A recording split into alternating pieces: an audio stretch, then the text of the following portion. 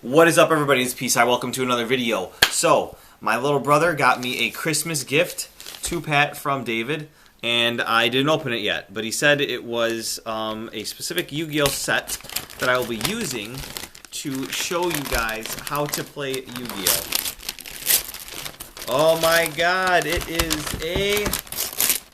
what is this called? I forgot. Yugi's Legendary Decks. And I got... you didn't tell me this. I got some Speed Duel packs. So I got 4 Speed Duel packs and some Mystic Fighters.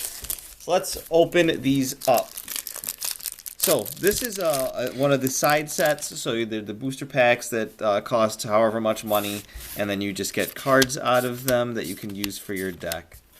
So that was pretty cool. Let's open up the Speed Duel packs.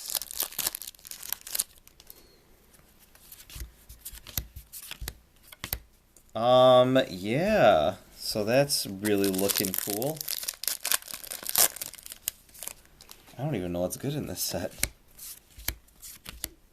There's no hollows. What is going on? So this is apparently what people are playing in Duel Links. Or, not Duel Links. Well, same thing, basically. Wow, they're really printing these nice normal monsters. And then finally... Interesting. Yeah, dude, this is what their meta is. They're playing this. That's nuts. Not one. Oh, okay, I got a hollow, so this must be worth something, right? Banishing Shield. Equip only to a normal summon / set monster. It gains 1,000 attack. You take no battle damage from attacks involving it.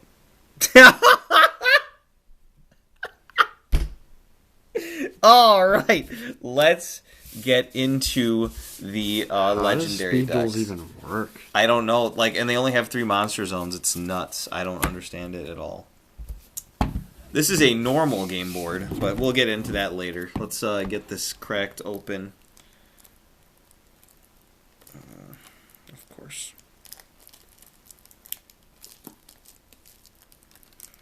They really don't want you getting in there.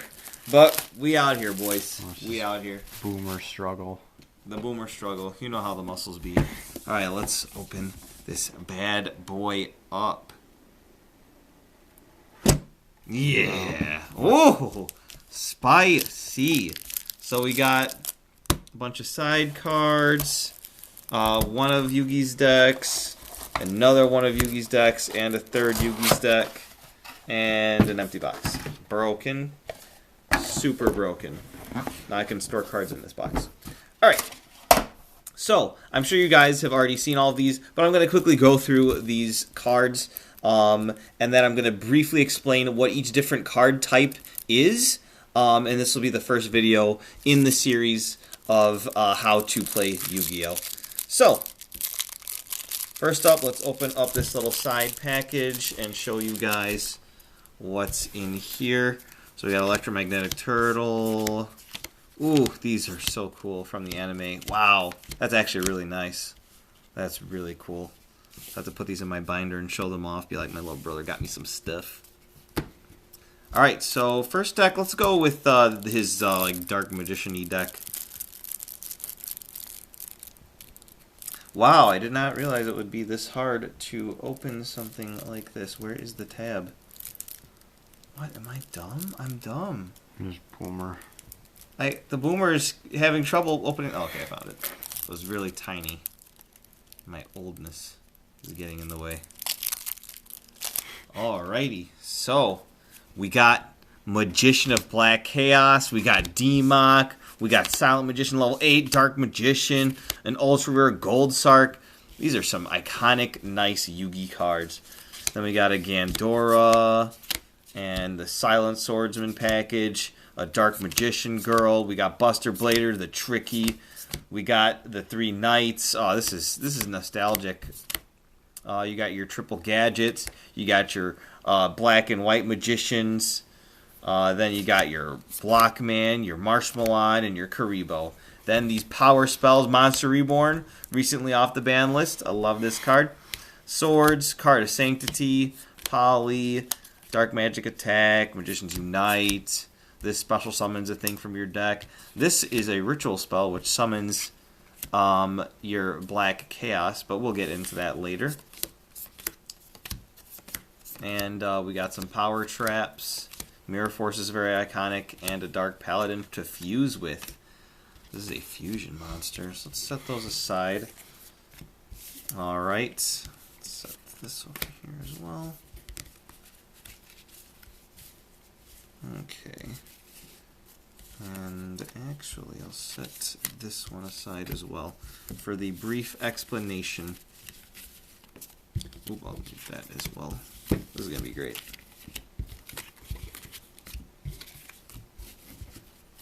Alright, so the next deck, let's go with Exodia. One more time. Where is the thing? I hate my life. Where is it? Time is called. Time of the round. Alright, I think I found it. Wow. Boomer. I am. What is going on? Okay, there it is. Slow opening channel. This is the slow opening channel. Welcome to the slow opening channel. Alright, so we got the full set of Exodia.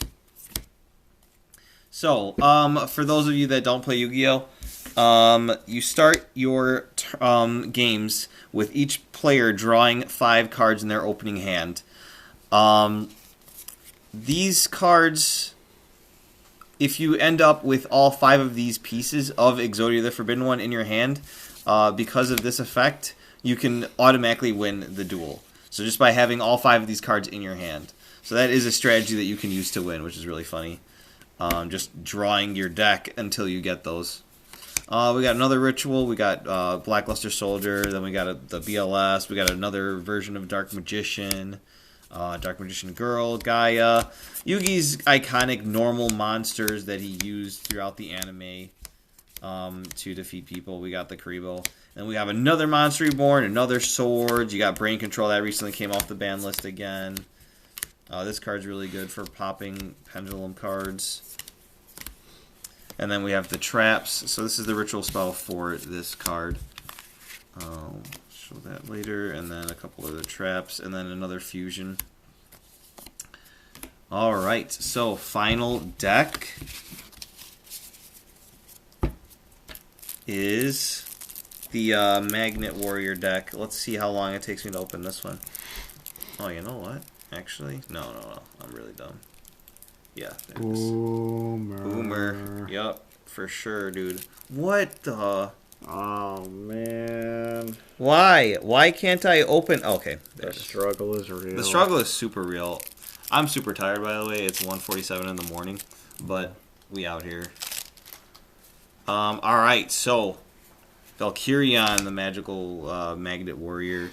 A third different art of Dark Magician. And then there's a Dark Magician Girl. We got a hollow Swords Revealing Light, a hollow Mirror Force, and then we have the rest of his iconic cards. We got another playset of these cards. Baphomet. You got the 3 magnets that actually make the big guy. Very hard to summon, but I mean, it was in the anime, so Yugi did it. Pot of Greed, one of the most iconic cards. This lets you draw 2 cards from your deck. I'll set that aside for the explanation. Oh man, what a broken card. I know. Too bad it's banned right now. Oh, is it banned? Dang, that sounds fair. In Baphomet. Yeah, I know. Drawing 2 cards from your deck should be fair, but it is very not. Alright, so like I said, guys, I'm going to be starting a series. One of the most requested things that I have on my channel by people that watch my other YouTube channel, shoutouts to P_SAI, my other channel, is that they wish that they could know what I'm doing with my other channel because they don't know how to play Yu-Gi-Oh! So I'm going to, in a few videos, try to explain how to play Yu-Gi-Oh! To get more followers and subs and viewers. So, oh man, how do I start? So, this is the game mat that you play with your opponent. Your deck goes right here. This is your graveyard, where the things that are discarded go, or that are dead. So they go over there. Usually keep cards that are banished, which are removed from the graveyard or some other place next to the graveyard or over here. So every turn you draw a card from your deck, and then this is the game zone that you play on. There's spells and trap zones that you can play your spells and traps in or set them. And then the monster zone where you can summon monsters. The extra monster zone is where the extra deck monsters go.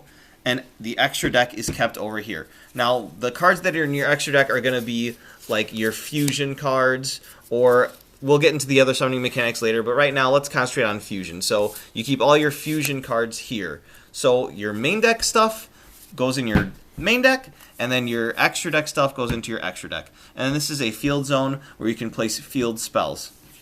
So, you start off with your 40 to 60 card main deck. And you shuffle it, and you draw your 5 cards. Now, in your opening hand, you get to do several different things. You can play spells, or you can summon a monster during your turn. If you have a monster that has a level 1 through 4, this is the level. So how many stars it has. 1 through 4, you can normal summon it without any tributes. But if it's 4 or higher, or if it's 5 or 6, you have to tribute 1 monster to summon it. And if you have 7 or so 5 or 6 is 1 tribute, and then 7 or 6 and 7 and higher is 2 tributes. So what the difference between a normal monster and an effect monster is that these are like yellowish and these are orange. And an effect monster will have text here that you have to follow. So an example of that is this effect basically gives you an automatic victory if you play it. And example of another effect monster, let's see something with like an actual effect. Karibo. So this is another effect monster.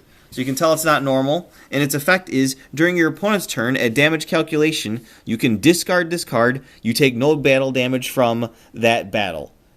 So, during your opponent's turn, if this is in your hand, you can discard this when your opponent is attacking one of your monsters, and you can make it so that your life points aren't touched. The whole goal of this game is to get your opponent's life points to 0, or declare an automatic victory. Automatic victories don't happen very often in this current meta, but the life points is what matters. And this can protect your life points. You both start with 8,000 life points at the beginning, and the way to deal damage is either by card effects, or attacking into your opponent's monsters, or attacking them directly. So during your main phase, you can normal summon a monster or set a monster. So if you're setting a monster, it's going to be in defense position, and you won't get damage if you're attacked, unless the opponent's monster has a piercing effect. But we'll get into that later. I didn't realize how complex this game was. And then only monsters in attack mode can attack during your battle phase, which is separate from your main phase 1. There are other summoning mechanics. There's things that can special summon monsters in different ways. One of those being ritual summoning. So if I have a ritual spell that matches with my ritual monster, I can activate this in my spell and trap card zone and tribute monsters from my hand or field that add up to the level. So this is a level 7 Dark Magician and a level 1 left leg of the Forbidden One. So what I would be doing is I would be activating Blackluster Ritual. I would send these from my hand to the graveyard over here, and I would special summon my Blackluster Soldier, and then after that, my Blackluster Ritual would go to the graveyard, and I would have this 3,000 attack power, 2,500 defense power monster on the field. So here's the attack power, and here's the defense power, and that's going to be on all monsters, except for Link monsters. Gosh darn it, Konami, making this game so complex. Here's some other pieces of Exodia, like I mentioned earlier. If you have all 5 pieces in your hand, then you automatically win. Some other things you can activate during your main phase are spell cards. So, some cards are really simple. This one says draw 2 cards, so you would activate it. And drawing 2 cards means you would go to your deck and you would draw 2 cards. And these cards would be in your hand. That would be in your extra deck. So, anyway, Also, they're not all draw effects. Some of them do different things. This one is called Monster Reborn. You target a monster in either player's graveyard and special summon it. So if it's the middle of the game and your opponent has stuff in their graveyard, you can activate Monster Reborn, target one of their monsters to special summon it to your side of the field, or you can target one of your own monsters to special summon it to your side of the field. So you can bring back your Dark Magician from your graveyard that you sent there earlier with the ritual card. Here's another example of a ritual. You need to match the name of the ritual to its specific ritual card. So that's important, which makes rituals not very good, unfortunately. And then finally, there's a thing called trap cards. So trap cards are not like spell cards where you can't just activate them from your hand normally. You need to set them and wait at least one end phase to pass before you can activate them. So, trap cards kind of trap your opponent with certain things. So for this one, when your opponent declares an attack, you can flip this up when they're trying to attack you, and then once you do that, it destroys all of their attack position monsters, and all of them go to the graveyard, and then after that resolves, this goes to the graveyard. And that's basically an overview of what Yu-Gi-Oh is and like all the different types of cards. So you have traps, you have spells, and you have monsters. Some of the monsters are effect monsters. So these are the four main different types of main decked cards. So next time we're going to get into the extra deck and how you can fusion summon, and we'll start talking about other mechanics in the next video. But hopefully you enjoyed this opening and this video, and you might get interested in playing Yu-Gi-Oh! But if this is your first time looking at Yu-Gi-Oh!, you have a lot to learn. So we'll be teaching you and guiding you through that along the way. So yeah, subscribe to the channel for more videos, and we'll see you guys in the next one. Bye-bye.